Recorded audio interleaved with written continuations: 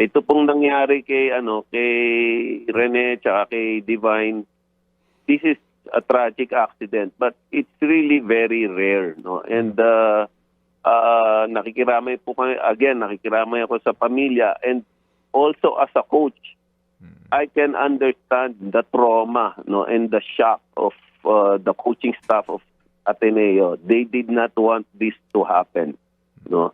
But again, marami naman po nag-iimbestiga. Nandiyan yung CIDG, nandiyan PSC, nandiyan yung NBI.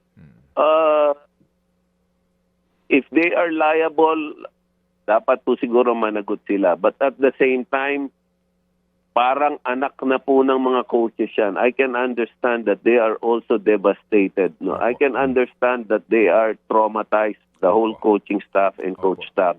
I can understand that they are still in shock. No, kasi marami pong nagtatanong, nasa na si Coach Tab? Bakit hindi natin siya na... I'm sure Coach Tab is devastated, and dapat talaga yung pamilya po ng mga biktima ay tulungan natin, no?